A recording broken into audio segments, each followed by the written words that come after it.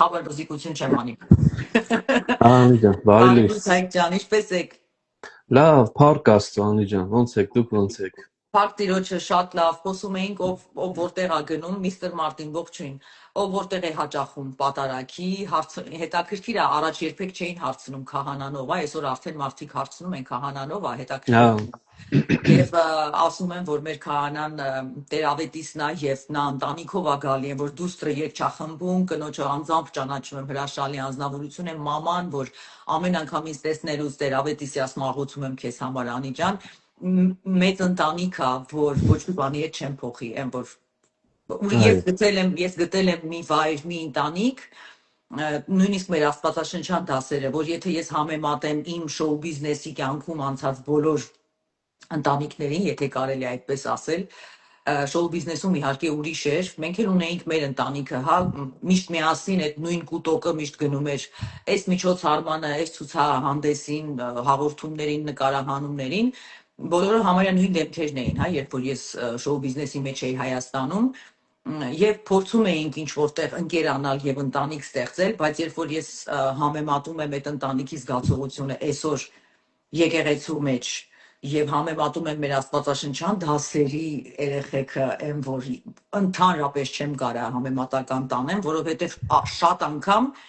երբ որ ես բարեկամներիս հետ նույնիսկ աղոնակիցներիս հետ երբ որ ես հավաքվում եմ, շատ անգամ ես ինձ կարող ազգամ sense անջատ, բայց եկեղեցում եւ աստվածաշնչյան դպրոցում ուրիշ կապ կա մեր մեջ եւ նույնիսկ այդ նույն մարդկանցով երբ որ մենք իրար այրապորտում ենք տեսնում, այս վերջերս հանդիպեցինք այրապորտում աստվածաշնչյան դասերից երեխեքից մեկի հետ երեքով էինք, ընենց փաթաթվեցինք, ընենց ասենց գրկախառնվեցինք մի հատ լրիվ ուրիշ, հետո եմ ես գիտակցում, ասում եմ մարդիկ նայում էին, ասում են այս մարդիկ ինչ այսքան ուրախ ու երջանիկ, բայց հա, մենք ընդհանրապես իրար, հա, ուրիշ է, իսկականից երբ որ մինչև դրա մեջ չապրես, դու չես հասկանա հավատացյալը ով է։ Հավատացյալ բառը այսօր շատ են աղավաղել, մարդիկ ամաչում են ասեն, որ ես հավատացյալ եմ, բայց երբ որ դու գիտակցում ես, թե ինքը ինչ հրաշք է լինել հավատացյալ եւ լինել այդ ընտանիքի մեջ, եկեղեցու մեջ, գտնում ես մի բան, որ երբեք նույնիսկ քո ընտանիքում դա չես ունեցել։ Սենց ասեմ, այդ հենց Աստծո Հիսուս Քրիստոսի կապն է երևի, թե սերն է, որ ուրիշ է, որ գիտես մաքուր է, ինքը քեզ չի խափի։ Դենց, այսօր ճանապարհին մտածում էի համել, ասում էի մի անգամից նախաբանի մեջ, մինչև թեմային անցնելը, ուզում էի աղանդավորների պահով ասեի ու անցնեինք, հայք եթե թույլ կտակ։ Անպայման ուզում եմ խոսքի սկզբում այս մասը կպահեմ, չեմ կտրի, սովորաբար կտրում եմ իմ խոսալը, բայց գիտեմ, որ շատ քույրեր եւ եղբայրներ, ովքեր աղանդավոր եկեղեցի են գնում, գիտեմ շատ են իրենք նեղվում, որ ես ասում եմ աղանդավոր, որտեվ ես իրենց համարում եմ իմ քույրերը եւ եղբայրները, ի նկատի ունեմ բողոքական կլինի Եհովայի վկա, աղանդավոր եկեղեցիներ, ովքեր հաճախում են, շատ անգամ նրանց թվում է, որ իմ մեջ կա ատելություն իրենց նկատմամբ, իրականում սիրելի հայրենակիցներ, նամանավանդ կյանքի խոսքի, ում ես ճանաչում եմ, հա, ես ինքս հաճախել եմ, իմ մեջ չկա ատելություն, երբ որ ես ամեն անգամ ասում եմ աղանդ, որովհետև ես ուրիշ ձև չեմ կարող, ուրիշ ձև կարամ ասեմ հերձվածք։ Ձեր անձերի նկատմամբ ոչ մի բան չունեմ, ուզում եմ ձեզ տեղյակ պահեմ, ես ձեր մեջ եղել եմ, ես տեսել եմ ձեր մեջ կան շատ լավ մարդիկ, ովքեր ամեն ինչ անում են, որ Աստծո պատվիրանները պահեն։ Ամբողջ խնդիրը, եթե թույլ կտակ սենց ասեմ, ուսմունքի մեջ է, այսինքն անձի մեջ չի, սիրելի հայրենակիցներ, ձեր անձը կարա շատ ավելի լավը լինի, քան իմը, բայց եւ դուք կարող եք ավելի ջանասիրաբար փորձեք Աստծո պատվիրանները պահել, բայց ուսմունքը պիտի լինի մաքուր եւ առաքելական։ Իսկ ձեր ուսմունքը ցավոք սրտի ինքը հերձվածք է եւ շեղված է եւ ես շատ կուզեմ, որ բոլորդ վերադառնաք առաքելական եկեղեցու վարդապետությանը, որովհետեւ ուղղափառ հավատքը ինքը ամենամաքուրն է։ Այսինքն ուզում էի խնդրեի, որ հանկարծ ինձանից չնեղանաք, երբ որ ես ասում եմ աղանդ, ձեր անձին չեմ ասում, այլ ասում եմ ուսմունքին։ Всё, երկար խոսացի, ներողություն եմ խնդրում, Դե Հայկ Անի, շատ կարևոր է, իհարկե։ հա, դա շատ կարևոր էր, որովհետև ես ուզում եմ ասեմ, որ ընկերներ ունեմ նույնիսկ կյանքի խոսքից ես ունեմ ընկերներ, հրաշալի մարդիկ են։ Ես շփվել եմ հենց կորիզի հետ, հա, այդ հազարապետ, հարյուրապետ, դեպքերի հետ եմ շփվել, սենց ասեմ, ոչ թե հասարակ, հրաշալի մարդիկ են, Հայկ ջան, հրաշալի ընտանիքին նվիրված, Աստծուն նվիրված, բայց ցավոք սրտի ուսմունքը շեղված է բողոքականների եւ շատ կուզեմ, որ իմ բոլոր ընկերները եւ իհարկե իմ ընտանիքի անդամներից ունեմ շատ հարազատ մարդ, ով դեռ հաճախում է եւ աղոթում եմ իրենց համար, որպեսզի վերադառնան ճիշտ վարդապետությանը։ Այսքանը Հայկ ջան իմ Շատ լավ, սկզբնաբանը, իհարկե։ նախաբանը, սիրով խոսքը փոխանցում եմ ձեզ, այսօր ինչ թեմա ունենք, ինչպես եք, ինչ թեմա ունենք, ինչ ա մեզ սպասվում այսօր։ Անի ջան, ուղղակի հիշեցնեմ, մենք ոնց որ ջատագովական հավատի պաշտպանության համար նյութեր էինք խոսում եւ կարծես համընկնում ա ձեր խոսքեր, որովհետեւ մենք չէ որ հարվածում ենք, այլ մեզ են միշտ հարվածում, որ դուք սխալ եք, ինչու եք Տեր հայրին քահանա ասում կամ ինչ Տեր հայր, կամ ինչ այդ մերոնը, կամ ուր եք գնում, ինչ պատարակ, ինչ խունկ, ինչ մոմ։ Խոսքի մեջ նախ եւ առաջ երբ որ իրականությունը դիտենք, սրանք եղել են ի սկզբանե եւ նորահայտ այս ուղղությունները անընդհատ եկել ու սկսել են փնովել, քարկոծել, չընդունել, բանավիճել,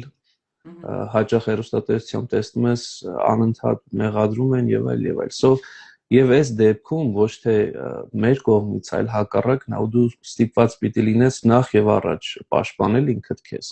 պաշտպանել գիտելիքով, որտեղ գիտելիքը ամենամեծ պաշտպանությունն է, ճշմարտություն, որտեղ ճշմարտությունը, ինչպես որ ասում են հաճախ, օրինակ Օգոստինոս Երանելին ասում, ինքը ասում է արդյունք է,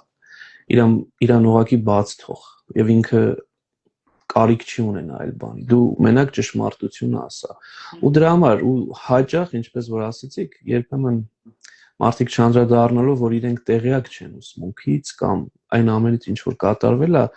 եզրահանգումների են գալիս։ Միշտ իմ խնդրանքը հետեւյալն է, ուսումնասիրի տես,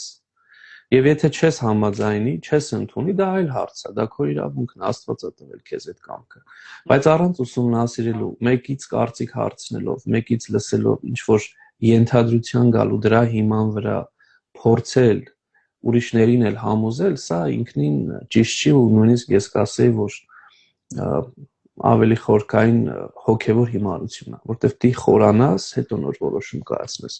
Ու դրա համար մենք մի քանի թեմա խոսեցինք, ուզում եի ուղղակի հիշեցնել։ Խոսեցինք խաչի մասին, ինչու ենք խաչակնքվում, ինչու է խաչը այսքան կիրառվում եկեղեցում։ Հետո խոսեցինք մոմի մասին, խունկի մասին, սրբապատկերների մասին։ Հետո մերոն կամ մյուրոն ենք ասում ու ավետարանի գործածության մասին։ Հետո նախորդը քահանայություններ կամ Տեր հայր ինչի ենք ասում կամ հայր սուրբ կամ սրբազան հայր, այս խոսքեր, տերմինները, այս դիմելավոճը, որից հետո այսօր կարծում եմ կարող ենք խոսել ծեսերի մասին, որտեղ հաճախ մեզ մեղադրում են թե ինչ ծես է, ինչի համար այդ ծեսը, մատաղի մասին միշտ մեղադրում են, որ ինչ է այս մատաղը, եւ նաեւ պատարակի մասին, ինչու պատարակի մասին երևի ավելի հպանցիկ կամ եթե կարիք կա կարող ենք առանձին նորից խոսել, որտեղ անընդհատ խոսել ենք, բայց եւ այնպես պատարակը հսկայական թեմա է եւ ես գիտեմ, որ մեր դիտորդները միշտ նորոգվում են, դրա համար թերևս կարող ենք ուղղակի խոսել ընդհանուր գծերի մեջ, բայց պատարակը առանձին նյութ է։ Այսօր ծես, մատաղ եւ սուրբ պատարակ։ Այս մասին կարող ենք խոսել ուղղակի նախ նրանք ովքեր որ հարցեր ունեն, հուսամ ինչ որ չափով այդ հարցերի պատասխանը կգտնեն, իսկ նրանք ովքեր որ իրենց են հարց տվելու, իրանք պատասխան չունեն, ինչ որ չափով կօգտվեն, բայց միշտ աղբյուրները կան, որոնք կարող են ավելի օգտակար լինել, միշտ խնդրում եմ որ գնան գրադարաններ, եկեղեցիների գրադարաններ, այնտեղ հարցնեն եւ ծեսի մասին, եւ պատարակի մասին մեկնություններ կան, որոնք կօգնեն մեզ ավելի լավ հասկանալ թե ինչ է այս ամենը, որովհետեւ այս ամենը ինքնին ձևականություն չի։ Աստված երբեք ձևականության հետևից չի ընկնում։ Եվ եթե Աստված ինքը պատվիրում էր այս բանը կոնկրետ այսպես անել, որ նշանակում է դա ունի իր իմաստ։ Իսկ ինչ է այդ իմաստի խորքը, նույնիսկ մենք չենք էլ կարող հասկանալ, որովհետև մենք աստու իմաստությունը չունենք ու երբեք էլ չենք ունենալու։ Ու դրա համար միշտ սկսում ենք նրանից, որ երբ որ մարդ հարարածին ստեղծեց Աստված, առաջի բանը, որ մարդուն պատվիրեց անել, դա իրեն պաշտելն ու երկրպագելն էր։ Դա իր շնորհակալությունն է մարդու, որովհետև դու ստեղծվում ես ոչնչից, հողից, դու քեզ կյանք է տալիս Աստված, քո ծնողն է դառնում, Եվ այնպես չի դու որ վերցրեցիր, երեսը թեքեցիր ու գնացիր, չէ, դու էլ պարտականություն ունես, այդ պարտականությունը նախ եւ առաջ կոչվում է պաշտամունք։ Ծես բառի ինքնին համաձայն Աճարյանի գալիս է վրացերեն բառից, որ հենց նույն այդ իմաստը ունի, երկրպագություն, պաշտամունք, այսինքն պիտի Աստծուն պաշտես,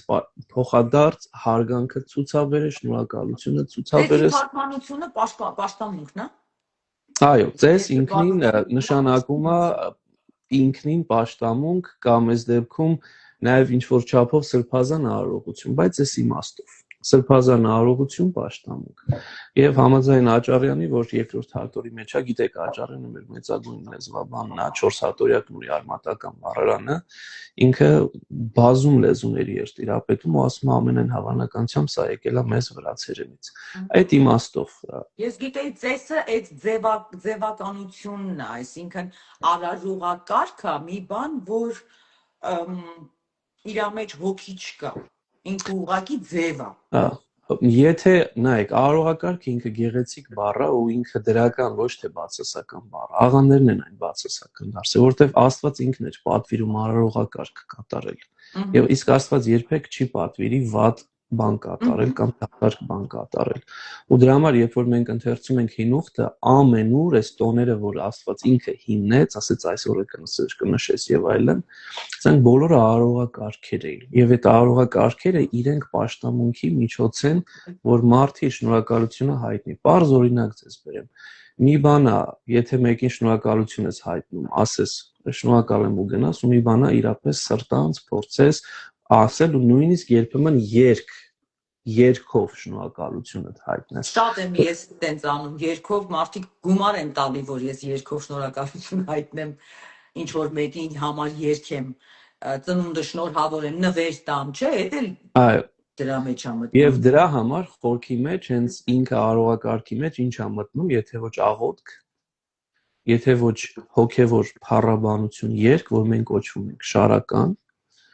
եւ բնականաբար իրենց մեջ ներառում են նաեւ սաղմոսներից, որտեղ սաղմոսները հիմքն են աղոթքների, որտեղ իրենք աղոթքներ են արդեն, եւ անշուշտ սուրբգրային հատվածներ, որոնք զոհաբերությունը զոհաբերություն ասելով այն մատաղի մասին, որ Ադամի առաջինը հենց Ադամին ինչ ասեց, զոհաբերություն մեղքերի թողության համար, թե մեղքերի հետ գործ ուներ, ոչ թե շնորհակալության, Հայկ։ Չէ, զոհաբերություն իբրև այդպեսին Ադամի հետ չենք, ասենք շանրել։ Կայինը բան ինչ տարան, նվեր տարան, դա արդեն Կայինի ու Ավելի հետ էր, այդքան Ադամի եւ այլ հետ չի։ Այո, եւ դա շնորհակալություն էր, որոնք իրենք էլի նույն շնորհակալության գաղափարն է, որ ամեն մեկը հողագործեր, մեկը անասնապահեր, իր ունեցածից պիտի տար Աստծուն իբրև շնորհակալություն, որ շնորհակալ եմ, որ այսքան ինձ ես տվել, այսքանից մի բան էլ ես քեզ փոխհատուցում։ Աստված է պատվիրել, ոչ թե մարդը հնարեց։ Անշուշտ։ Բնականաբար, եւ դրա համար օրինակ Աբելի զոհաբերությունը Աստված ընդունեց։ Այնպես չի որ չընդունեց ու ասեց ես ինձ ձևականություն ես անում, ում ես պետք։ Ես ընդունել է, հա։ Ընդունեց, իսկ Կայինը ինչու չընդունեց, որովհետեւ Կայինը հենց այնպես տվեց։ Իսկ Աբելը իր լավագույնը տվեց։ Եվ սա է ամբողջ իմաստը, որ երբ որ Աստծուն մի բան ուզում ես փոխհատուցել, քո ունեցածից ես տալիս։ Դի լավագույնը տաս, ու այս ընկալումը ի վերջո Քրիստոս ավելի խորացրեց, ոչ թե մերժեց, այլ ավելի խորացրեց, ասելով, որ երբ որ դու տալիս ես, քո ամբողջ անգամ տուր։ Ու այս սա լավագույն օրինակը մենք տեսնում ենք Այրի կնոջ Լումայի օրինակը, որ գալիս էին մեծահարուստներ եւ իրենց ավելորդից էին գցում Կայինի նման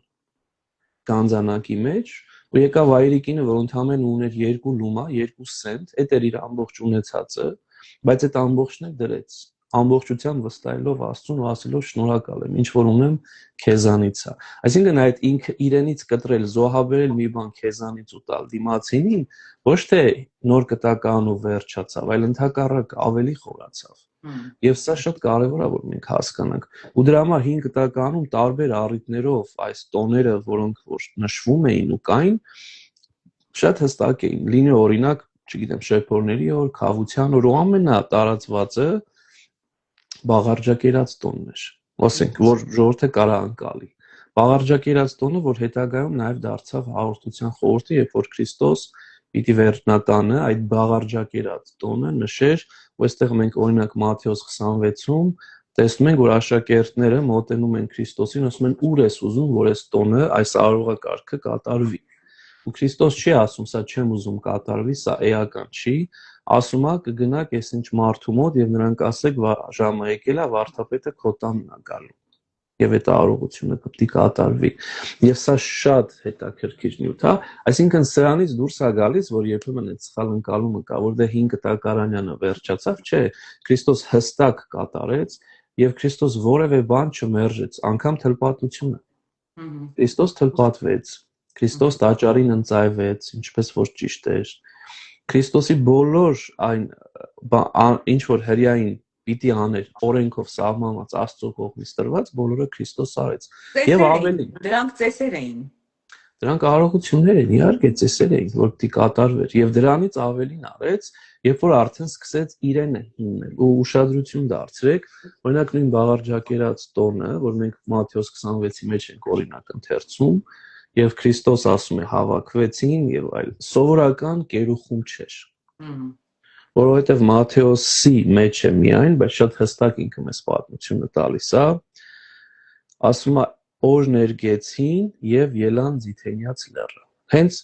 այդ նույն օրը բաղարջակերած տոնին եւ այդտեղից սկսում է խորքի մեջ հետո պիտի խոսենք պատարագի խորհուրդը, որ սովորական երբեմն մարդկանց թվացել է, թե այս մարդիկ եկել են հաց են կերել, կատակներ են արել իրար հետ, ոնց որ մեր ժամանակ են կանում, ուտում ենք, կատակում ենք, հիշում ենք, խմում ենք, ինչ որ բաներ ու բաղարջակերած տոնը խորքի մեջ, ասենք նման բաներ կամ հաղորդություն։ Ընդհակառակը, սրանք հոգևոր էին, սրանք արարողություններ էին, սրանք ծիսակարգեր։ Ու դրա համար է, որ Սուրբ Պողոս առաքյալը 11-րդ գլխում առաջի կողմնակիցներ ասում է, որ հավաքվում եք ձեր կարծիքով կերուխումի եք հավաքվում։ Ձեր տանը կարող եք կերուխումի հավաքվել, սա արարողակարգ է խոսքով, սա խորհուրդ է, որ կատարվում է։ Քրիստոսի մարմինն ու արյանն եք մոտենում, լուրջ մոտեցեք, այլապես ձեր դատաստանը կուտեք։ Այսինքն հենց սա է, որ չի կարելի ամեն ինչ այսքան պարզացնել ու ժողովրդականացնել ու ասել էսա, չէ, լրջություն կար։ Եվ այդ լրջությունը ինքնին գալիս է Քրիստոսից, որովհետև ասում է, երբ որ օրներգեցին եւ դուրս հելան, սա ինքնին նշանակում է, որ արարողակարգ կատարվեց։ Իսկ օրներգեր բառը հենց ինքնին, երբ որ բնագրի հունարենի մեջ նայեք, լետորգիա բառն է։ Իսկ լետուրգիա բառը ինքնին liturgy-ն, այսինքն պատարագն է, divine liturgy ենք ասում։ So խորքի մեջ առաջի լիտուրգիան, որ կատարվեց, եւ մենք սա ընթերցում ենք Մատթեոս 26:30-ի մեջ, կատարվեց հենց բաղարջակերած օրը Քրիստոսի նախագահությամբ։ Եվ հետաքրքիր է դրանից հետո է, որ շարունակվեց այս լիտուրգիան, որ կոչվում է նաեւ պատարագ ինքնին, այսինքն կոնկրետ այդ օրներգությունը։ Իսկ ո՞նց է թարգմանված հայերենում հունարենից լիտուրգիան։ Օրներգեցին։ Օրներգել։ Այդ դրա համար է, որ բողոքականները ինձ հարցնում են, ասում են ցույց տուր, որ պատարագ բառ կա։ Փաստորեն հունարեն կա լիտուրգիա, բայց հայերեն օրներգել են արել, պատարագ բառը կոնկրետ չկա, բայց ինքը իմաստը հենց պատարագն է։ Այո, դրա համար հույները լիտուրգիա են կոչում, ռուսները լիտուրգիա են կոչում, ամերիկացիները liturgy են կոչում։ So բառեր են ընդհանրապես, բայց բառը չի նշանակում, որ տարբեր բանի մասին ենք խոսում։ Մենք դա թարգմանել ենք կոնկրետ։ Որոշները հենց հունարեն բառն են պահել։ Որտեղ իրանք օրներգություն մենակ հասկանում են երգել։ Դե դրա համար, երբ որ խորանան, այո, երբ որ խորանան մի քիչ ավելի ու սկսեն բնագրեր կարդալ, ու կհասկանան, որ դա նույն բանն է, որտեղ հենց բնագիրը հունարեն Մատթեոսի տեքստը դա է ասում։ Եվ հետաքրքիր է նաև այս միտքը նաև կա Գործք 13-ի մեջ։ Երբ որ Գործք 13-ի մեջ ուզում եմ նորից ընթերցել, ասում եմ, ինչ նրանք իրոջ պաշտամունքի մեջ էին, սա էլ պաշտամունք բառն է, հայերենով պաշտամունք, եւ ծոմ էին պահում, Սուրբ Հոգին ասաց նրանց։ Իսկ հունարենը հենց այս նույն տեքստը Գործք 13:2 ասում է լիտուրգիա բառն է նորից օգտագործում։ So պաշտամունքը, երբ որ մենք նաև պաշտամունք օգտագործում ենք, դա նույն լիտուրգիա բառն է։ Իսկ այդտեղ խոնարհություն կա, թե ինչ որ ակտիվ ծնծղաներ եւ ուրախություն, մարդկային, էմոցիոնալ, այ ուզում եմ հասկանալ պատարագի տարբերությունը այն ինչ որ բողոքականներն են հասկանում եւ այն ինչ որ Քրիստոսը արել լիտուրգիայի ժամանակ, երբ որ իրանք երգեցին, փառաբանեցին ու գնացին, այդ ժամանակ ծնծխաներով, որտեղ նշում են, որ Դավիթը ծնծխաներով պարում էր Աստծո առաջ։ Սո լիտուրգիայի ժամանակ դու կարաս Դավթի նման ծնծխաներով պարես Աստծո համար, էլի շնորհակալություն է։ Թե լիտուրգիայի մեջ դու ավելի շատ խոնարհվում ես եւ ավելի մելոդիկ ու հանգիստ երգերա, որովհետեւ դու երկրպագում ես, ոչ թե կայֆավատ ես լինում, ներողություն 1000 անգամ։ Տեսեք, Անի ջան, ինքը խորքի մեջ այնքան կարևոր է, որ մենք միշտ ասում ենք աղանդը կամ բողոքականությունը, որ ծնեց այս ամբողջը, ինչին է, ինքը կտրեց ամբողջ պատմությունը 1500 տարվա, բայց որևէ վայրում ու միշտ ես այս օրինակն եմ բերում, ասենք աշխարհագրորեն ահռելի տարածքների մասին ենք խոսում, չգիտեմ, Հնդկաստանից մինչև Եթովպիա կամ Եթովպիայից մինչև Իսպանիա, որևէ վայրում այս ձեր ասած ծնծխաներով պարելը նման բան գոյություն չունի։ Որովհետև խորքի մեջ դու տեսնում ես, թե ինչպիսին է եղել հենց ուսմունքը, ինչպես են առաքյալները եկել ու սովորացրել ոնց կանեք։ Ու կապ չունի ինչ մշակույթի մեջ է եղել, ինչ աշխարհագրական վայրում է եղել, բոլորը նույնն են։ Այո, ազգայինը ներառվել է շարականի ձևով, երգի մելոդիայի ձևով, բայց բնականաբար դրանք խորքային են ու դրանք անհամեմատ նաև խոնարհ են։ Եվ սրա լավագույն օրինակը ի վերջո չմոռանանք, որ նաև հրեշտակներն են մեզ տալիս, որովհետև հրեշտակային երգեցողությունը երբեք քեֆ ուրախություն չի, այլ խորքայինը, աստվածայինը, անըմբռնելի է ու դրա համար օրինակ երբ որ Սուրբն ենք երգում, իրապես քեզ տանում է դեպի հրեշտակած երաժշտությունը, որը ինքնին հոգևոր է ու ոչ թե աշխարհային տենց քեֆ ուրախությունն է։ Ու Դավիթը խի էր Աստծուն տենց փառաբանում, ծնծխաներով ու Նախ պարում Դավիթը ինքնին հոգևորական չէր, Դավիթը աշխարհական քահանա էր, ներողություն, արքա էր, քահանա ասեցին, քան ենք այս վերջից քահանա ասում, եւ Դավիթը իր ուրախությունը այդպես էր արտահայտում, բայց Աստծո պաշտամունքը, որը որ արվում էր հոգևորականների կողմից, երբեք այդպես չի եղել, մանավանդ նոր կտակարանում։ Սո եթե մի մարդ հանում է այդպես լինելով թագավոր ու իր պարզ մեկներ, որ երաժիշտ նվագել է, չէ՞, հանգստացել։ Այո,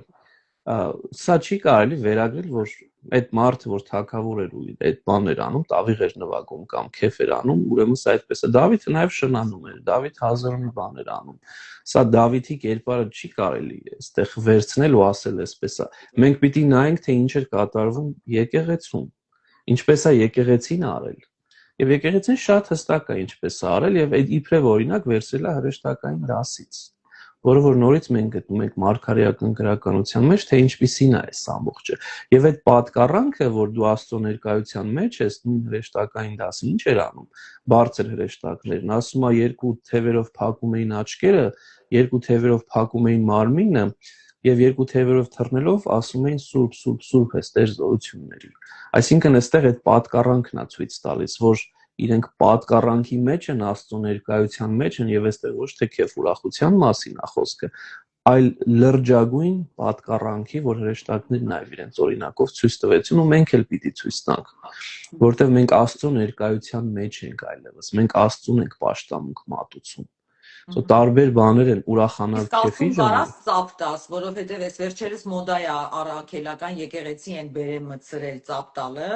եւ որոշ մարդիկ ասում են, որ իհարկե դա էլ է փառաբանության ձև, դու կարաս Աստծուն ծապտաս, Աստծուն ծապտալ չէ, բնականաբար չես կարող, ավելին Սուրբ Հովհան Ոսկեբերյանը հստակ ասում է եկեղեցուն բացարձակ չծափահարեք, որովհետև ասում է եկեղեցին ձեր համար թատրոն չի։ Որովհետև ասում է այստեղ Աստծո խորհուրդն է կատարվում։ Հովհան Ոսկեբերյանը մեր սրբերից է, սո եթե դու քեզ համարում ես առաքելական եկեղեցու անդամ, դու Հովհան Ոսկեբերյանի ասածը ընդունում ես։ Ինքը մեր վարդապետն է, վարդապետներից է, 12 մեծագույն վարդապետներից է, տիեզերական վարդապետ է, ըստ մենակ ինքը չի ասում, բայց ես իրեն շատ հստակ եմ ընթերցել եւ ինքը շատ խիստ է խոսում այս մասին, որովհետեւ այդ ավանդույթը կար արդեն հնում ու ինքը ասում է տարբերեք թատրոնը եկեղեցուց։ Ու սա շատ հստակ է ասում ինքը։ Սո գալով ծիսակարգին, թե ինչու, որը որ Աստվածահիմն է, Աստված հիմնեց ու արդեն իսկ եւ հին ուխտում եւ նոր ուխտում կար, ինչու սկսեցին սենց շատ ռադիկալ վատ վերաբերվել, իմ խորին համոզմամբ սա արևմտյան մտայնության արդյունք է։ Եվ ուզում եմ սրա մասին մի քիչ խոսել, որովհետեւ բողոքականությունը ուզենք թե չուզենք, ինքը ծնունդ է Ռենեսանսի ազատամիտ մտայնության։ Սա Պարիկների ու բան, չէ, ոչիլների։ Եվ ի վերջո այս ազատամտությունը նաև տարավ հանգեցրեց սեկյուլարիզմի, որը որ աշխարհայնացում, այսինքն ամեն ինչ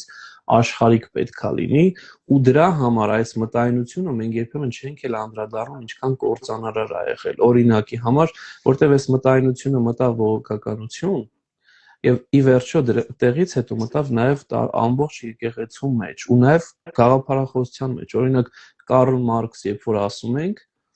այս մարդը ավերագործել իր գաղափարախոսությամբ։ Իսկ ասենք օրինակի համար, երբ որ մենք Ֆոյերբախ ենք նայում, այս մարդիկ այնքան աշխարհիկ էին, աշխարհացած էին, որ ասում են, օրինակ իր հայտնի բառերն են, մարդը այն է, ինչ որ ինքը ուտում է։ Եվ պրոգրեսիա է եղել Եվրոպան։ Եվ այո, եւ այս մտայնությունը, որ ինչ է կնգել այս ծեսերի Հիմա էլ ասում, դու այն ես ինչ ուտում ես, հիմա էլ։ Դա սա արդեն իրենց միտքն է, որ փաստորեն մարդը մեղա Աստծո, երբ որ ինչ որ ուրիշ բան ա ուտում, ասենք, չգիտեմ, միրգ ա ուտում, ուրեմն ինքը դա է։ Տարօրինակ ընկալում ա, որ իրանք էդի փիլիսոփայորեն բացատրում, որ եթե դու խնձոր ես ուտում, մաքուր ես ավելի, բնության հետ ես ավելի շփվում, իսկ եթե միս ես ուտում, կենթանու վատ էներգիան մորթելու ժամանակ անցնում է քեզ, դու ես դառնում կենթանական ինչ որ անեցքի։ Դե սա արդեն կիսա հեթանոսական, հենց ուզում է այդտեղ բերել, որ աշխարհը այսօր այնքան է ծայրահեղացել, որ մի կողմից չափազանց secular է, չափազանց աշխարհինակացած է, աշխարհիկա դարձել, եւ այդ քանի որ բալանսը լրիվ շեղվել է, ոմանք էլ սկսում են արդեն լրիվ հոգևոր, այսպես հոգիներ եւ այլն հանում են եգիպտական աբանը բազմաստվածության հեքիմությունը հին թվերի, ինչա թե հին է այդ գիրքը, այդ հին եգիպտական, նույնիսկ եվրեյները, որ ժամանակին ապրել են Եգիպտոսում, ասում են իրանք ինչքան է դուրս եկան Եգիպտոսից, հետները վերցրեցին եգիպտական հեքիմությունը, կախարդությունը, ու մինչև այսօր այդ աշխարհի այդ հարուստները այդ Rothschild, Mothschild, իրանք ասում ավելի շատ օգտվում են եգիպտական հեքիմությունից, քան Դավթի եւ Մովսեսի տված գրքից։ Հնարավոր է, բայց այսօր եթե ամբողջ պատկերը նայենք, կոնկրետ ասենք ընտանիքներ կամ որոշ ազգի ներկայացուցիչներ, չէ, կոնկրետ ամբողջ պատմությունը, այսօր մարդկությունը նայենք, ծայրահեղ կամ լիբերալ մատերիալիստական ընկալման մեջ է, կամ լրիվ ծայրահեղ հոգեկանություն է գնում, այսինքն այսօր դրա համար տարածված է այս յոգա, մեդիտացիա եւ այլ, ու փաստորեն ինչ է, մի բևեռը բերել է մյուս բևեռ ու ոսկե միջինը, իրականությունը ինքը կորել է, իսկ հենց այստեղ է որ գալիս է ճշմարիտ քրիստոնեական ընկալումը, որը մարդուն հիշեցնում է, որ մարդ դու կոչված ես երկրպագելու Աստծուն, ոչ թե սա փիլիսոփայություն է, այլ առաջի քո պարտականությունը երկրպագելն է Աստծուն։ Ու դրա համար միանգամից բալանսի բերում քրիստոնեությունը։ Միանգամից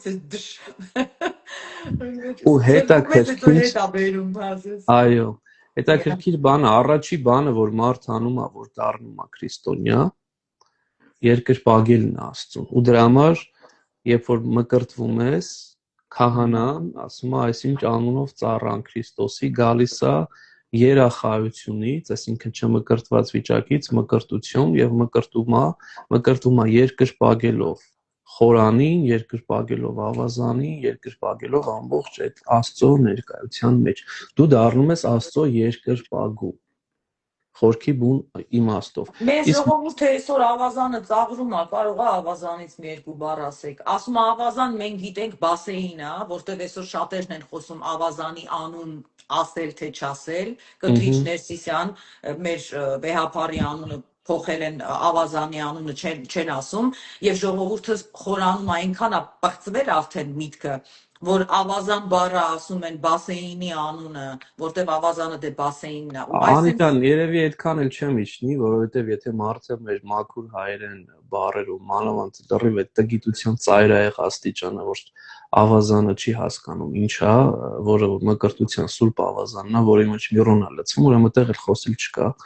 որովհետեւ իմաստ չունի, այդ նման մարդիկ արդեն եթե այդ աստիճան են իջել, այդ աստիճան դե ուրեմն արդեն նման մարդկանց հետ իմաստ չունի, որովհետև իրանք դիտավորյալ այդ մարդը ինչ էլ որ ասես ինքը դրա մեջ ծայրահեղ փարիսեցիման մենակ կեղտ ու պղծություն ա փնտրել Մենք ինչ ավազանը ինչի ենք հարգում, Հայկ, Անի ջան, որովհետև ավազանը մեր նախ եւ առաջ մեր տիրոջ ու փրկչի բառերն են, որ եթե մեկը ջրից ու հոգուց չծնվի, չի կարող երկնքի արքայություն մտնել։ Ուրեմն ջրի վայր ա պետք։ Եվ այդ ջրի վայրը պատահական ջուր չի, այդ ջուրը մաքուր ջուր է, այդ ջուրը որից հետո նաև մեր վերստին ծննդյան համար ինքը սրբություն է դառնում, եւ որտեղ այդտեղ նաև մյուրոնն է լցվում։ Եվ այդ ավազանի ջուրը ի վերջո նաև չի կարող թափվել որևէ այլ տեղ, ասենք, կոյուղի գնալ։ Ինքը ինքան սուրբ ու մաքուր է, որ պետքա այդ ջուրը լցվի օրինակ ծաղիկների մեջ։ Ավելին, քանի որ դու այդ ջրով ես լվացվել, այսինքն վերստին ծնունդ առել,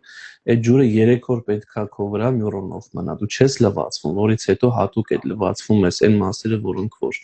կատարվել են ու նորից հատուկ տազի մեջ, այդպես կացայի մեջ ու այդ ջուրն է նորից թափվում։ Այսինքն այդքան պատկառանք ու սրբություն պետք է լինի։ Իսկ եթե մարդիկ ընդհանրապես այդ սրբությունը դարձել են ինչ-որ դատարկություն, խորքի մեջ բասեին բառը ինքը նույնիսկ ռուսերեն էլ չի։ Basin ու ամերիկացիներն էլ են ասում, այդտեղից է ջրի է վիճակ, ջրի ասենք հավաքման տեղ։ So եթե այդքան արդեն իջել ենք, այդտեղ կարիք չկա ու ժամանակը ափսոս է։ Բայց գալով նաև մարդուն, ուզում եի խոսել նրա մասին, որ մարդ մոռացել է, որ ինքը երկրպագող էակ է կոչված լինելու ու դրա համար հաճախ էս մատերիալիստական փիլիսոփաները այս տերմինը առաջ բերեցին homo sapiens, որ լատիներեն նշանակում է մտածող մարդ։ Բայց homo sapiens-ի այս նույն ժամանակաշրջան ու դրանից առաջ մի հետաքրքիր տերմին կար, որը որ գնալով մոռացության տրվեց, դա homo adorans-ն է, այսինքն երկրպագող մարդ։ Մարդը ոչ միայն մտածող է, այլ նաև երկրպագող է, եւ դա մեր կարևորագույն պարտականության մեջ է մտնում, եւ դա ծեսի ու առողջության կարևորագույն միջոցն է, որ մարդ նախ հիշի, որ ինքը երկրպագող է, դի երկրպագի, ու այդ երկրպագության ձևերը կա ու դրա այնքան գեղեցիկ մի պատմություն կա Աստվածաշունչ Մատյանում, որը որ մեզ տալիս է Հովանու 4-ի մեջ, երբ որ Սամարացի կինը Քրիստոսի հետ խոսակցության է բռնվում եւ հետաքրքիր հարցադրում անում, ասում է. ինձ թվում է, որ դու մարգարե ես, Քրիստոսին ասում, ասում է մեր հայրերը այս լեռան վրա են երկրպագում, ասում եմ այս բառը շեշտեմ,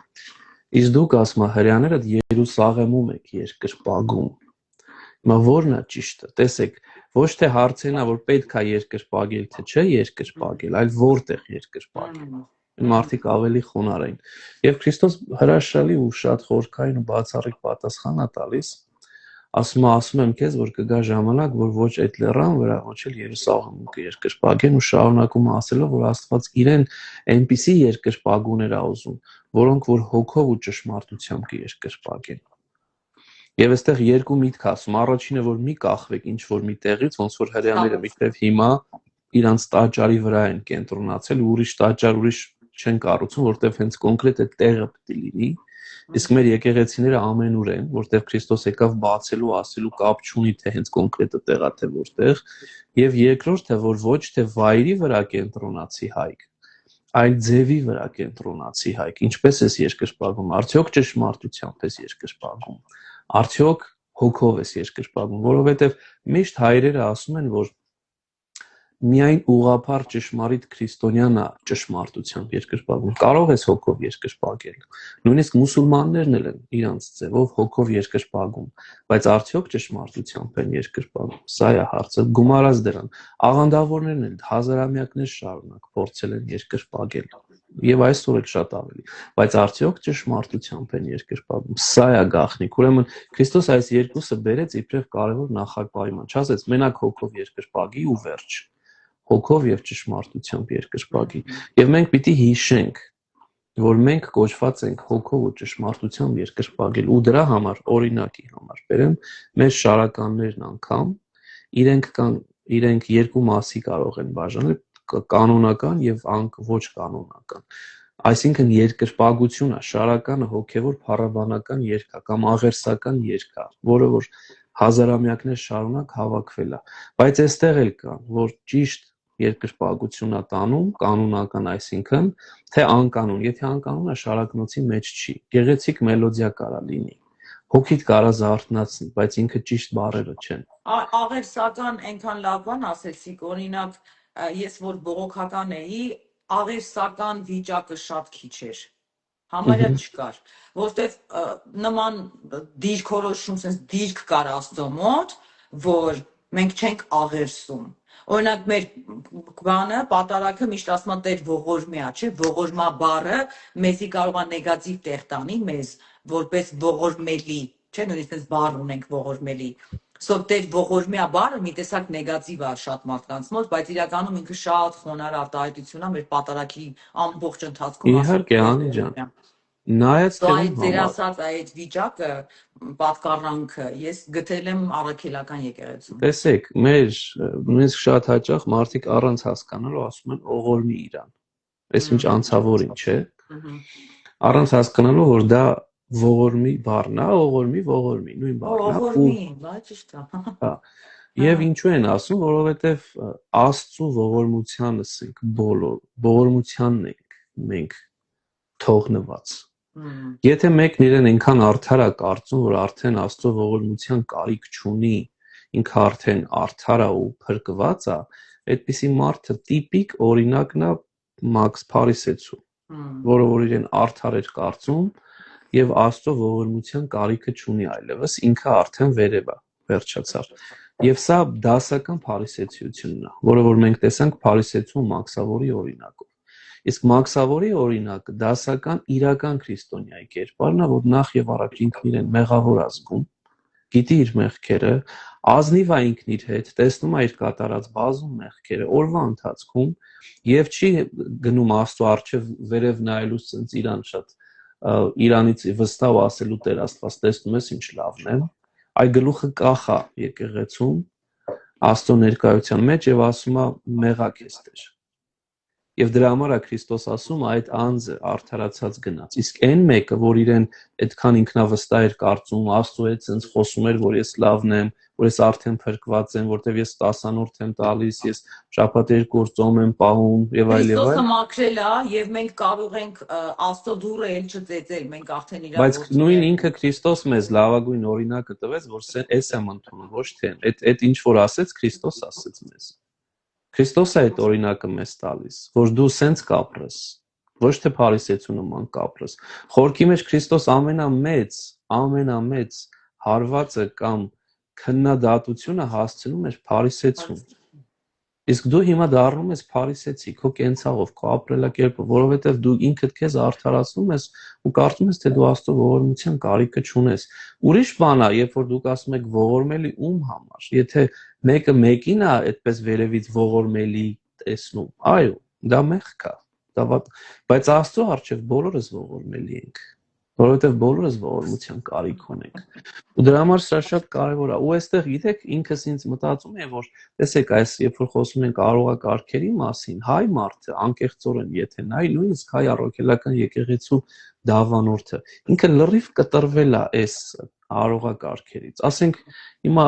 Մեսրոպը հանել էր այն օրը այս ժամագիրքը, տեսա ձեռքիս մեջ։ Ժամագիրքը մեր ժամերգությունների աղոթագիրքն է, ինքը շատ մեծ չի, որ սենց նայեք։ Եվ այս ժամագիրքը, երբ որ հայ քրիստոնյան, ուղղակի գրաբար է, սա է մեր խնդիրը, սկսի ընթերցել, որ իր մեջ պարունակում է եւ ավետարանական պատումներ, եւ շարականներ, եւ սաղմոսներ, եւ մեր մեծ սրբերի աղոթքները։ Ուրիշ բան պետք չի, ինքը լրիվ ուրիշ տեղ է, ուրիշ բան ընդհանրապես պետք չի, ամեն ինչ այդտեղ կա։ Եվ արի ու տես, որ լինի ժամագիրք, լինի շարակնոց, լինի բան, մենք ուղղակի կտրվել ենք մեր արմատներից ու մեզ դիտավորյալ են նաև սա կտրել ու սրա հետևանքն է։ Հիմա գիտեք ինչ են անում դրա փոխարեն։ Օրինակ դա պիտի ամեն օր կարդաս, չէ՞, որպես հայ, որպես քրիստոնյա։ Նախընտրելի է որ հասկանան, ամեն օր կարդաս եւ աղոթես։ Հիմա բոլոր իմ ընկերները, ովքեր շատ հավատում են Աստծուն, առավոտ որ արթնանում են աշխատանքի գնալուց, YouTube-ով դնում են ինչ որ մի բողոքական քարոզիչի, ով որ Քրիստոսից է խոսում եւ պարզ հայերենով է խոսում։ Չգիտեմ, քարոզ է անում։ Այդ կլինի հայերեն մեխակյան, թե կլինի անգլերեն, նո ստեղ Միացյալ Նահանգներում լիքը պաստորներ կան, ամերիկացի, որ շատ պարզ ձևով խոսում են, սխալ վարդապետություն, Եվ իրենք աշխատանքի գնալուց մի ժամ այդ մարդուն են լսում, գնում են գործի, գալիս են քնելուց են այդ մարդուն լսում ու քնում։ Ոչ ոք չի դիպչում աղոթքագրքին հայկական։ Անի ջան, այդտեղ երկու մաս կա։ Նախ առաջինը, որտեղ հաճախ այդ մարդիկ չեն տեսնում տարբերությունը, ու իրանց համար ինչ տարբերություն Աստծո խոսքն է, որը ամենավտանգավոր բանն է։ Չար ինքնին նույն բանն էր ասում։ Լույսի հրեշտակի ձևով է գալիս։ Սա ուշադիր պետք է լինենք։ Դա առաջին։ Երկրորդը նաև այդտեղ մեր թերությունն է,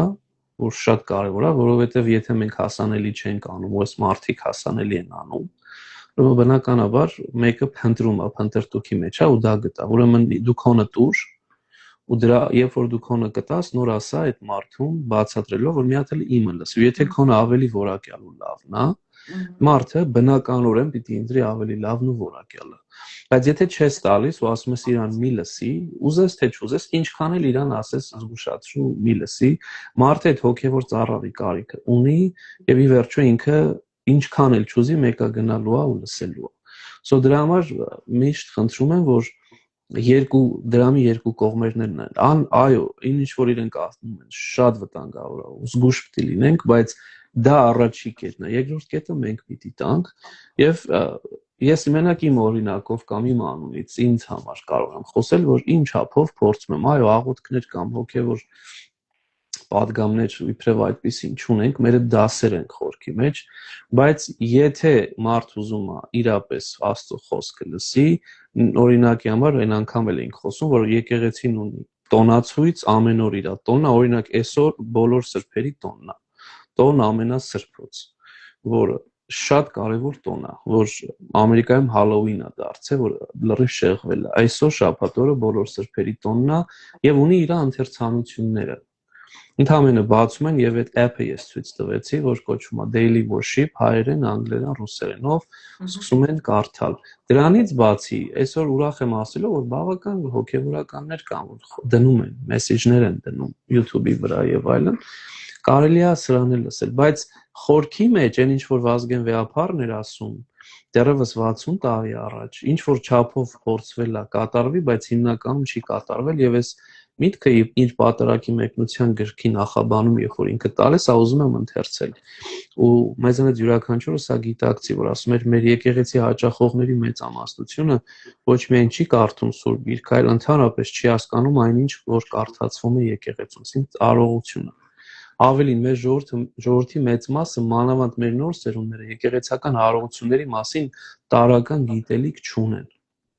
Ինչու է այսքան անտարբերություն եւ անգիտություն։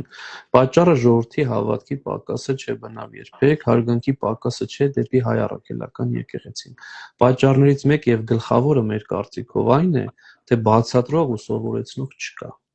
Ոչ ընտանեկան հարկի տակ, ոչ դպրոցում, ոչ եկեղեցում, ոչ էլ եկեղեցուց դուրս հոգևորականների կողմից։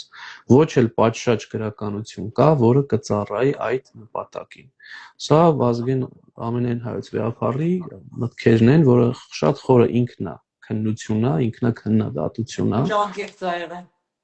Այո, եւ ինքնին հիմա 60 տարի հետո բնականաբար մենք խոսում ենք 1960-ականներ սովետական վիճակ, տարբերություն կա, բայց արդյոք մենք կարողացել ենք այս բացը փակել, բնականաբար ոչ, երևի 5% ընդամենը,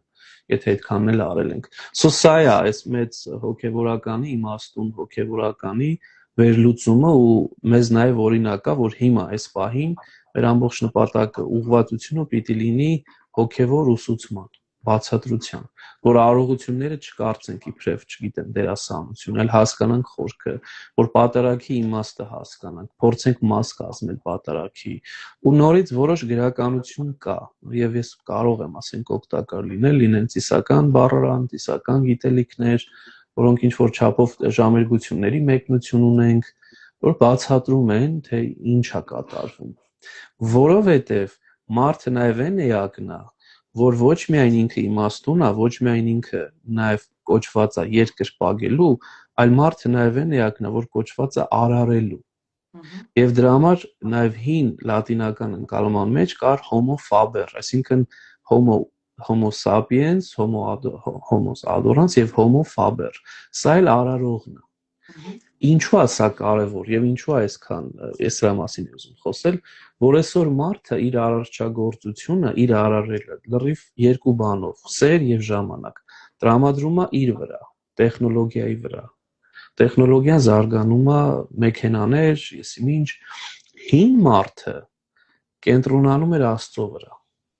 եւ իր ժամանակն ու սերը։ Երկրպագելուց Աստծուն ես երկրպագում, որտեղ դրա համար ես ծնվել, ոնց էր հոմո ինչ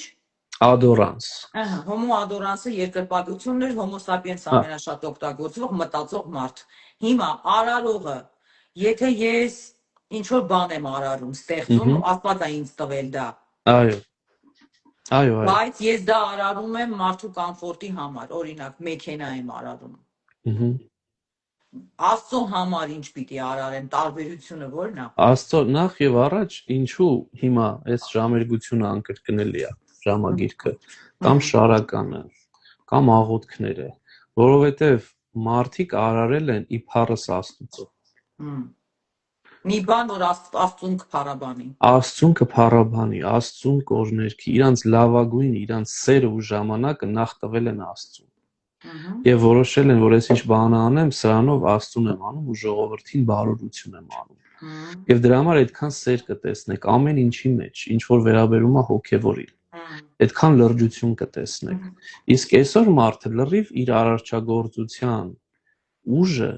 ծիրը փոխել է։ Էլ Աստծո համար ոչինչ չենք անում։ Լավագույն դեպքում ինչպես որ ասացիք, թռվռում ենք, ծափ ենք տալիս ու ասում ենք, որ հեսա այսքան։ Չէ, բայց Աստված ուզում է, որ եթե ինքը քեզ արարող է ստեղծել,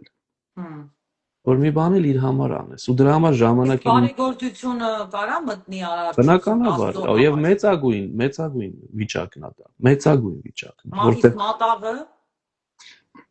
մատաղն էլ իր հերթին, որի մասին հիմա կխոսենք, բայց ասածս շատ կարեւոր է։ Մեր հայկի կյանքը ինչքանով է ուղված Աստծո համար արարելուն, կարա լինի խոսք, կարա լինի ուսմունք, կարա լինի, չգիտեմ, որևէ։ Հիմա ձեր դասերը կարամ համարեմ արարչագործություն, որտեղ դուք նստում եք, թեմաները հավաքում եք, ստեղծում եք, արարում եք մի հատ նոր թեմա։ Այո։ Բառը ինքնին արարչագործություն չի, արարել է կամ ստեղծել է։ Երկու, այսինքն եթե մի բան դու ստեղծում ու արարում ես Աստծո համար։ Եվ եթե կյանքիդ մեջ այդ ուղղվածություն ունի, որ ես անում եմ Աստծո փառքի համար։ Դա լրիվ փոխում է։ Արարել նշանակում է մի բան անել, որը չկա, ոչինչից ստեղծել մի բան։ Դե հիմա մեկը երգ է արարում, ստեղծում։ Չկար ինքը ստեղծվեց, ու այդ երգը հիմնականում ինչի մասին է այսօր, անառակության, ասենք ամերիկյան միջամերկության, սրա նրա։ Քանի անգամ մենք տեսնում ես վերջի շրջանում, որ արարվում է մի երգ, որը ասենք Աստծո փառքի համար է։ Չկա, չէ, շատ քիչ, 0% տոկոսներ են սրանք։ Իսկ հնում հակառակն էր, Աստծո փառքի համար երգեր ստեղծվում, երաժշտություն էր ստեղծվում։ Դրա համար այսքան հոգևոր են ու դրա համար միջև հիմա հոգուց հետ խոսում են, չնայած Ես հիմա հոգևոր երգ անեմ 4 հոգի է լսելու, Հայկ ջան։ Հա, եւ դրա համար ասենք մարդկանցից չեք ստանա, բայց Աստծուց կստանաք։ Եվ էսա ամբողջը, էսա մարդը, որ ինքը գիտի, որ ուրեմն ենթագիտակցորեն դու ամեն ինչ անում ես, որպեսզի մարդուց դու բան ստանաս, գնահատանք ստանաս։ Իսկ այս դեպքում ինքը ասում էր, որ օքեյ, մարդուց միգուցե չստանաս, Ես ուզում եմ անեմ, բայց նախ գիտեմ, որ 5 հոգի է լսելու, բայց ես իրանց համար չեմ էլ անում։ Ուրեմն հենց սա է, մեկը շնոր ունի երգելու, մեկը շնոր ունի ինչ որ ձեռքերով մի բան ստեղծելու, մեկը շնոր ունի ուսմունքը փոխանցելու։ Եվ դրա համար ինչ է ասում, որ Աստված նաև մեզ ոչ միայն մտածող ու երկրպագող է ստեղծել, այլ նաև արարող է ստեղծել, ու այս արարչագործությունը մենք նաև կոչված ենք մեր ձևով ինչ որ մի բան որ անում ենք, անենք Աստծո համար, բայց հաճախ մարդը ինչ որ արարում է, անում է ոչ թե կյանք տալու, այլ կյանքը վերցնելու համար։ Նույնիսկ եթե ուշադրություն դարձնեք, ամենամեծ բյուջեները, որ հատկացվում են, դրանք զենքի համար են, որ պիտի սպանեն, պիտի ոչնչացնեն, պիտի հազար ու մի բան անեն։ Իսկ Աստված մեզ կոչել է, որ կառուցենք լավ բաներ անենք։ Նույնիսկ եթե ասենք վակցիններ ու բաներ են անում, որոնք որ կոչված են չակերտավոր մարդկանց օգնելու, բայց հաճախ տեսնում ենք, որ հակառակն է կատարվում։ Ուրեմն ի՞նչ է դուրս գալիս, որ մարդը ինքնին դադարել է Աստծո համար ինչ որ բան անելուց։ որովհետև ավելի նախընտրելի է շահի համար անել կամ անձնական Ու փառքի համար։ Աստված դա ուզում է մեզանից, պահանջում է։ Շատ անգամ մենք մտածում ենք, որ դե լավ, Աստծո ինչին է պետք, որ ես մի հատ արարչագործություն անեմ իր համար կամ այդքան շատ է Աստված ուզում, որ ես իր համար երկրպագեմ, երգեմ։ Խի է Եթե ուզում ես եթե իրանից։ չուզեր Աստված այդ շնորհը ձեզ ու ինչ չէր տա։ Մենք մալավենք կենթանու նման, կապիկի նման, չգիտեմ, ինչ որ մի բան, որ հաճախ էս մատերիալիզմն է, չէ՞ խոսում։ Բայց մենք տարբերվում ենք բոլորից, որտեղ մենք արարող ենք։ Մենք ստեղծագործում ենք, այդ շունչը Աստված մեզ տվել է, փչել է մեր վրա, որ մենք էլ մեր չափով ստեղծագործենք, որ փայտը վերցնում ես ու գեղեցիկ ինչ որ մի հատ բան ես դարձնում,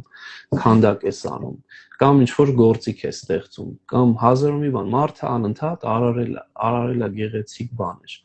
եւ օգտակար բաներ։ Վերցնում սեղան աթոռ ես անում, դու արարում ես, կենթանի նման բաներ չի անում, ինքը չի արարում։ Ինքը ինչ որ կա է դրանով է, իսկ դու տուն ես սարքում, հոսանք ես քաշում, կոյուղի ես դնում, այսինքն դու արարում ես, մարդը արարող էակ է, այդ տրված է Աստծուց։ Մենք տարբերվում ենք մյուս բոլոր կենթանիներից սրանով։ Բայց էս ասածս, որ քանի որ մենք կոչված ենք, արդյոք մենք սա անում ենք կոնկրետ մեր համար, որ մեր շահի համար, թե անում ենք նաև Աստծո փառքի համար։ Եվ սա շատ կարևոր է, որտեվ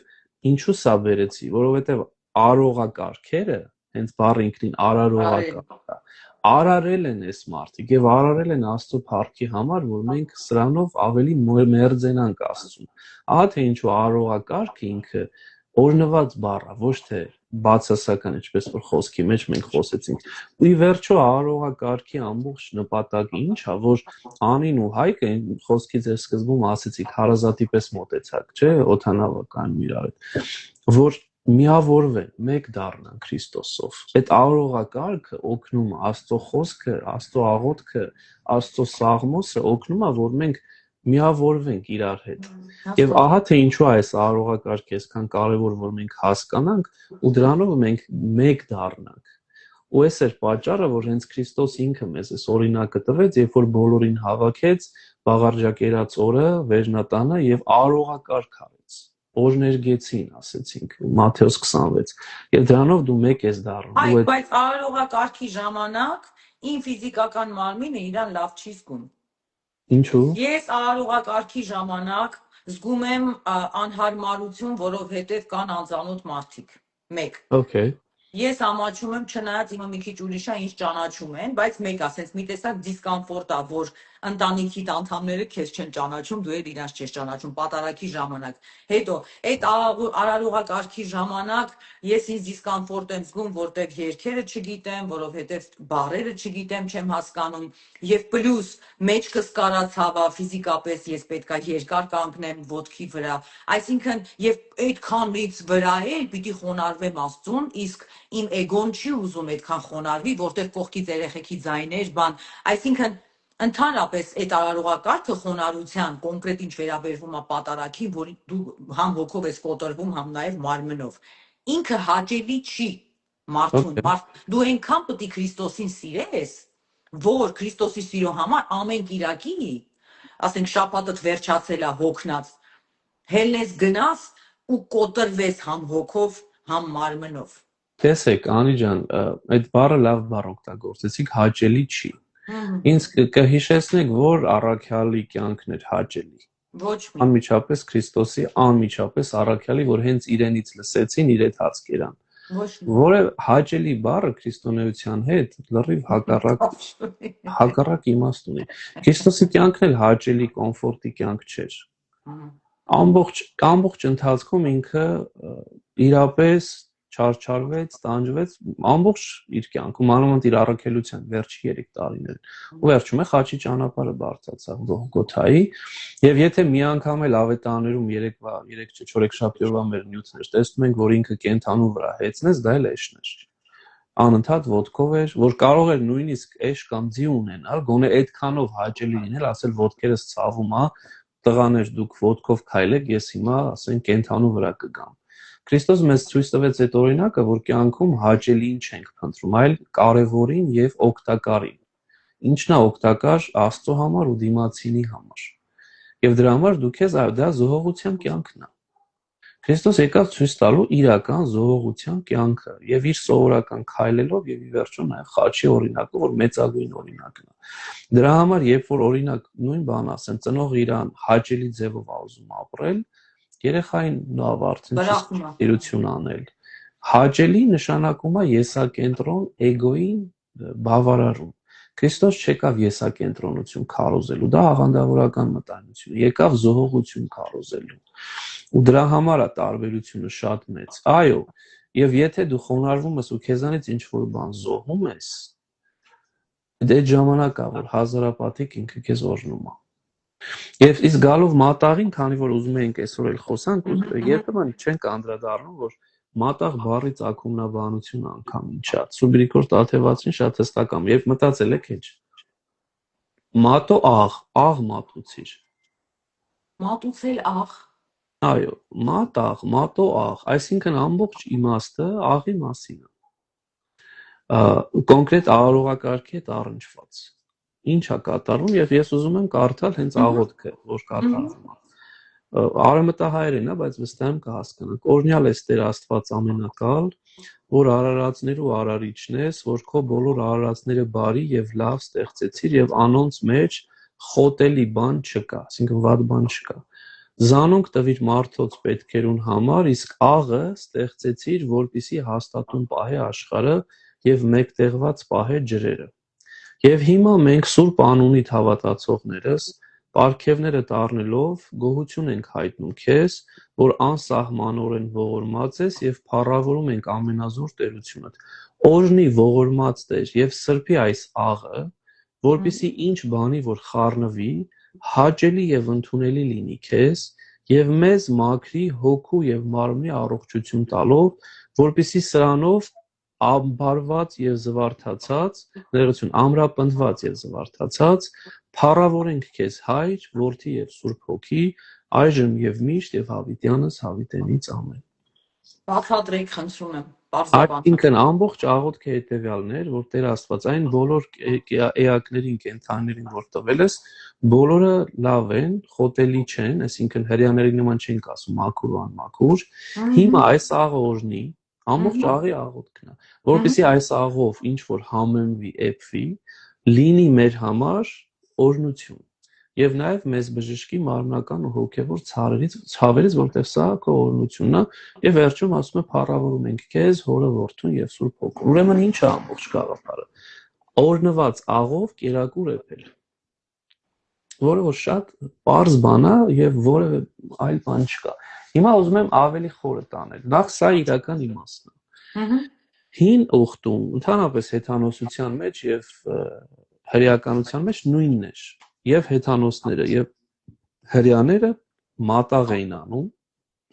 զոհաբերություն էին կատարում, ճիշտ բառը օգտագործեմ, Աստծուն մեղքերը քավելու համար։ Մի տարբերությամբ, որ հрьяաները իրական Աստծուն էին զոհաբերություն, մատուցում, հեթանոսները կուրքերին էին զոհաբերություն, մատուցում, բայց երկուսն են նույն արարողակարգն էր, զոհաբերություն էր կատարվում եւ կատարվում էր մեղքերի քավության համար, որը մենք բազում անգամ ընթերցեցինք, նախորդ անգամ էլ մենք կարդացինք։ Մեղք ես գործում, մեղքդ պիտի արունով մաքրես եւ այդ արունը, որ կենթանու արունն է ու մաքուր կենթանի պիտի լիներ, որպես կանոն արու պիտի լիներ, երիտասարդ եւ այլն Աստված ինքը տալիս է այդ կենթանու մաքուր կենթանու արունը մաքրում է քո մեղքը, այլապես քո արունով պիտի մաքրես մեղքը, որովհետեւ համաձայն հին ընկալմամբ մեղքը մաքրվում է արյամբ։ Արյունով մենակ։ Դրա համար նաև այս ընկալումը կար հին ուխտում, որ աչքի դեմ աչք, ատամի դեմ ատամ, այսինքն արունով ես մաքրում այդ մեղքը։ Եվ նախ մարդը գիտակցելը, որ ինքը մեղք է գործել, նախընտրում էր կենթանու արունը թափել, քան թե բնականաբար իրը։ Երբ որ հասանք արդեն նոր ուխտին, դրա համար նաև Հովանու Ավետարանը հրաշալի միտքը կա ասում է, չէ՞, ահա գառն Աստուծո մկրտիչն ասում, որ իր վրա է վերցնում ամբողջ աշխարհի մեղքը։ Հովանու Ավետարանի սկիզբն է։ Հստակ ու պարզ դարձավ, որ այլևս կենթանու արունի կարիք չկա, որպեսզի քո մեղքերը մաքրվի, որովհետև Քրիստոս, լինելով կատարյալը, Աստծո գառը, իր վրա է վերցնում ամբողջ մարդկության մեղքերը, ոչ թե մենակ քո ու իմ։ Եվ դրա համար այլևս կարիք չկա արյամբ մեղքեր մաքրելու։ Ուրեմն, այստեղ ամեն ինչ շատ հստակ ու փակված է, որ Քրիստոսի զոհաբերությունը կատարյալ զոհաբերություն էր, վերջնական զոհաբերություն էր։ Այլևս կենթանու Այդ արյունը դուրը փակվեց։ վերջացել։ Հիմա ինչա կատարվում այստեղ։ Նախ հեթանոսական ընկալումը մաքրել է պետք։ Եվ երբ որ միշտ այդ օրինակն են բերում, երբ որ Սուրբ Սարգիս Զորավարը, որը հեթանոս էր ու դարձավ քրիստոնյա ու նահատակվեց Քրիստոսի համար, երբ որ ինքը զորավար էր ու իր աղոթքի շնորհիվ իրեն հաղթանակ տրվեց Պարսկաստանում, ժողովուրդը, որ հեթանոս էին, ասեցին՝ արի զոհ մատուցենք։ Եվ ինքը ասեց՝ զոհի մատուցման կարիք չկա, հետևյալը կանենք։ Սա կլինի գոհաբանական ճաշ, այսինքն ոչ թե մեղքեր մաքրելու միջոց, ուզում եք մի բան մորթեք, բայց գոհաբանական ճաշ, որը պիտի բաժանվի աղքատներին կամ կարիքավորներին։ Այսինքն, այլևս սա այդ փառաբանություն ու գոհաբանություն, որ կա, սա է ոչ թե մեղքերի մաքրագործում, այլ շնորհակալություն։ Հիշենք մի շատ կարևոր բան, որ ամբողջ մարդկության զգալի մասը նախ արդեն մեր այսօրվա իմացած խանութները չկային այն ժամանակ, որ գնաս խանութ դրամ 10 միս առնես, տուն տանես, էփես, հիմնականում մարդիկ իրենց կենթանիներն էին մորթում, ուտում, եւ ինչ էր լինում, մարդը շնորհակալություն հայտնելու համար, որ իրեն Աստված փորձանքից փրկեց, կամ իրեն զավակ պարգևեց, կամ ինչ որ մի բան, շնորհակալություն էր հայտնում, իր կենթանու ըստ կարողության մորթում էր, որ շատ սովորական բան է, հիմա է սա դարձել տարօրինակ բան, բոլորն էլ այդ էին անում։ Եվ իբրև շնորհակալություն գնում էր եկեղեցի, օրհնված աղներ վերցնում, որ քահանան այդ պահին օրհնում էր աղը, բերում էր այդ կենթանուն մորթելուց հետո այդ աղով էփում էր ուտելիքը եւ հատկացնում էր աղքատներին։ Խորքի մեջ շատ հստակ է, քեզ չես պահում, կարող է մի փոքրիկ բաժին, այլ պիտի տաս աղքատներին։ Եվ երբեմն ժողովրդի մեջ կա 7 ընտանիք տուր, տենց բան չկա։ Բաժանի, էսի քո փառաբանություն, շնորհակալությունն է։ Մեկը որ այսօր սոված է, այսօր ուտելիքի կարիք ունի ու դու գիտես ու տանում ես եւ իրեն տալիս ես։ Ուրեմն ամբողջ նպատակը սա էր ու Եվ հեչ պարտադիր չի, որ տանես ոչխարը մորթես եւ աղը օրհնես, դու ուղակի կարաս պիցա առնես տանես, թե օրհնած աղը լավ է։ Օրնված աղը իմաստ ունի ու դրա համար եթե դու կարող ես ուտեստ չգիտեմ, որևէ ուտեստ ու դրա մեջ ինչու էին բայց կենթանում, որտեվ միսը ամենապատվականն էր։ Հիմա էլ միսը ամենաթանկն է։ Դու ամենաթանկն ես անում, կարող ես քո խանութից քո միսը գնել, քահանային խնդրել եկեղեցում աղը օրհնի ու դրա համար սակ չկա, գումար չկա, որ երբեմն ուրիշ բաներ են խոսում, բերել քո ճաշը պատրաստել ու տանել աղքատներին, հոմլեսներին, տնանքներին բաժանել, ու սա կլինի քո ուխտը, որը դու իբրև շնորհակալություն հայտնես։ Ուրեմն լրիվ սխալ ընկալում են բողոքականները տալիս, որ Քրիստոսը արյունը մաքրեց, հիմա մենք նորից գնում ենք հեթանոսություն կամ հին ուխտ, բացարձակ կապ չունի սրա հետ, սա գոհաբանություն ու շնորհակալություն է։ Ես ինքս խոստացել էի ժամանակին, որ պիտի գնամ Հայաստան ու որբերին իմ չափով, իմ տրամադրած գումարով օգնեմ ինչ որ ուտելիք գնելով որբերի համար եւ երբ որ զանգեցի ամենափոքր մանկամսուրի որբանոց էր իրենց ասեցի ուզում եմ ինչ որ բանով ինչ ուտելիք բերեմ երեքանի երեխա ունեք ու ինչ բերեմ իրենք ասեցին մենք երեխաների համար ուտելիք ունենք բայց մենք diaper չունենք այսինքն պամպերսներ չունենք հա Եթե կարող ես դա բեր, որտեվ երեխեքը դրա կարիքն ունեն ու ես հասկացա, որ դա էլ իմ ուխտն է, Աստված ասեց, այդ կանես։ Ու այն ինչ որ ես ծրագրել էի, տարա ու այդ երեխեքին փոխանցեցի, այն ինչ որ այդ մարդիկ ասեցին, սրա կարիքն ունեն։ Ուրեմն սա է գոհաբանությունը, շնորհակալություն։ Մատաղի ժամանակ չարժի ուտուշ խմուշ անել, հարբել, բարեկամներով ուտել։ Սա ինքնախաբեությունն է, սրա մեջ չկա գոհաբանություն։ Գոհաբանություն չկա։ Ինչ գոհաբանություն, երբ որ դու կանչում ես քո ընկերներին եւ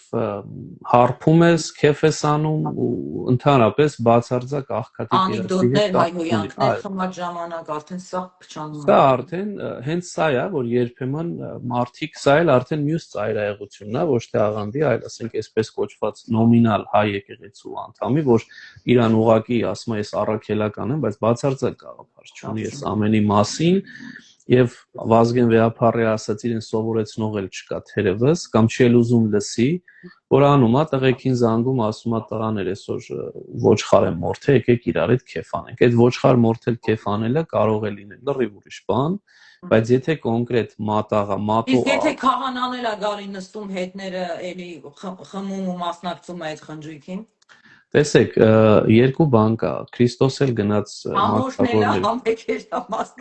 Քրիստոս գնաց մաքսավորների մոտ, ու երբ որ փարիսեցիներն ասեցին, ինչ ես անում, ինչ ես այս մեղավորների հետ սեղան նստել, ասեց առողջներին բժիշկ պետք չի, այլ հիվանդներին։ Հիմա գաղափարը հետևյալն է. եթե հոգևորականը գնում է, որպեսզի այնտեղ իրենց խոսքը դեպի Աստված, դեպի Քրիստոս տանի, ուրեմն հրաշալի բան է։ Եթե հոգևորականը գնում է, որ իրար հետ խմի հարփի, կամ ասենք աշխարհայինի մեջ մխրճվի, բնականաբար դա բան չի։ Այսինքն ես վատ չեմ տեսնում այն գաղափարը, որ հոգևորականը գնում է կոնկրետ հավաքի։ Եթե ինքը իր ներկայությամբ զգացած շատ են հրավիրում, ես տեսել եմ, մարդիկ ուզում են, ասում են մնա մեր հետ, մնա մեր հետ։ Եթե հոգևորականի ներկայությունը կարող է զգաստացնի մարդկանց, եթե հոգևորականի խոսքը կարող է լույս բերի մարդկանց, ինչ որ Քրիստոս էր անում մաքսավորների ու մեղավորների հետ հավաքված սեղանի շուրջ, ուրեմն սա Քրիստոսի օրինակն է, որ մենք պիտի անենք։ Բայց եթե դու գնում ես ու չես գնում այնտեղ իբրև լույս, իբրև Քրիստոսի ծառա, այլ գնում ես իբրև որևէ մեկը այս մարդկանցից, որ խոսես աշխարհային թեմաներով, աշխարհային հարցերով, ուրեմն սա արդեն լրիվ անընդունելի է, բնական է։ Նորից ինչի համար են գնում, սա է կարևոր։ Իսկ գարով պատարակին երկու բառել գիտեմ 11:08 է, ուրեմն պատարակն էլ թերևս Անի ջան կարող ենք թողնենք մյուս շաբաթ ունենանք։ Այո։ Հա, անպայման, այստեղ մեզ ասում են Վայանի ջան, Հայկ ջան, ես ինչ կարևոր բաներ եք լուսաբանում։ Քեյլասերա Արմենիա, չգիտեմ ճիշտ կարդացի թե չէ, կներեք, մի քիչ դժվար էր ձեր անունը կարդալ։ Եթե առաջի անգամ եք մեզ հետ, այո, մենք շատ կարևոր թեմաների մասն ենք խոսում Հայկի հետ։ Խոսում ենք մեր առաքելական ուսմունքից, վարդապետությունից, մեր Հայկը բացատրում է ամեն անգամ նոր թեմա ենք ընտրում։ Եվ այսօր խոսեցինք այն, ինչ որ խոսեցինք եւ լսեցինք, պաստորեն ծիսակատարություն եւ մի քիչ էլ պատարակից խոսեցինք, թե չէ, մատաղից խոսեցինք, ծիսակատարություն, պատարակը թողնենք մյուս անգամ, չնայած շատ ենք խոսել, բայց կարծում եմ այսօր մարդկանց մոտ այնքան շատ հարցեր են առաջանում պատարակի վերաբերյալ, որովհետեւ այս վերջերս կեղծ պատարակներ են լինում կեղծ քահանաների հետ միասին եւ մարդկանց մոտ հարցեր են առաջանում, որն է կեղծ պատարակը, որն է կեղծ քահանան, բայց այսօր չենք հասցնի խոսենք ցավոք սրտի, բայց ակտուալ թեմա է։ Այնպես որ մյուս շաբաթ միացեք մեզ, սիրելի հայրենակիցներ, ժամը Հայաստանի ժամով 9-ին, Միացյալ Նահանգների ժամով 10-ին, միացեք մեզ, հուսամ Հայկը կկիսվի մեզ հետ թե պատարակի մասին, թե ինչ է նշանակում կեղծ եւ ոչ կեղծ։ Այսինքն կարգի մեջ եւ կարգալույց եղած։ Այո, կարգի մեջ եւ կարգալույց եղած։ Նաեւ քանի որ միշտ առիթ եմ ուզում, ուղղակի խնդրում եմ, եթե կարող են չորեքշաբթի օրերը մենք հավաքվում ենք Մայր տաճարում, գալ մասնակցել ժամը 6:30, եթե չէ, թող մեզ դիտեն, որովհետեւ Մարկոսի ավետարան ենք, եկել ենք ավակ շաբաթվան ենք հասել, Քրիստոսի կյանքի երկրավոր կյանքի վերջի շաբաթն է, ամենակարևոր շաբաթն է։ Եվ վստահ եմ իրենք շատ կօգտվեն Մարկոսի ավետարանի այս ավակ շաբաթվա նյութերից։ Քեյլան ասում է, որ չէ, մենք առաջի անգամ չենք փակ տիրոջը, որ մեզ հետ եք միշտ։ Մեր ժամերը փոխել են փաստորեն արդեն Եվրոպայի ժամով 6-ին եք սկսում, ոչ թե 7-ին։ Մերն էլ են փոխելու հիմա։ Վաղը։ Մեր փոխեն, ուղղակի խնդրում ենք մի քաղաքականացրեք, Քեյլան է ասում, որ չքաղաքականացնենք։ Ես կարծում եմ մենք քաղաքականությունից երբեք չենք խոսում, երբեք չենք ասում ոնց գնան, ոնց խոսան եւ ինչի մասին խոսան։ Մենք ընդամենը չենք ուզում մեր սրբությունները կորցնենք, որը մեր հայրենիքն է։ Եթե ես խոսում եմ Արցախից իմ հայրենիքից եւ դա դուք համարում եք քաղաքականություն, ինձ համար իմ հայրենիքն է։ Բայց դες համար դա քաղաքականություն է, այնպես որ ընդամենը ընկալման խնդիր է։ Ես չեմ կարող չխոսել իմ Արցախից, որտեղ կային լիքը եկեղեցիներ, որ այսօր մենք կորցրեցինք ցավոք սրտի, իսկ եկեղեցիները մեր սրբություններն են։ Լավ, այսօր այսքանը, շնորհակալություն սիրելիներս, որ մեզ հետ էիք, 11:11 է արդեն, կհանդիպենք մյուս շաբաթ, անպայման վիդեոն կկիսվեմ, կփորձեմ կիսվել թե Facebook-ով, թե YouTube-ով, որպեսզի կարողանաք դիտել, սիրելի հայրենակիցներ, սիրում ենք ձեզ շատ, շնորհակալություն Հայկ ջան, Աստված ձեզ օրհնի, Բոլորիս, որ Սանի, ամեն անգամ կիսվում եք այս հրաշալի թեմաներով։ Thank you so much։ Հաջողություն։ տեսին։ Bye։ Սպասում ենք։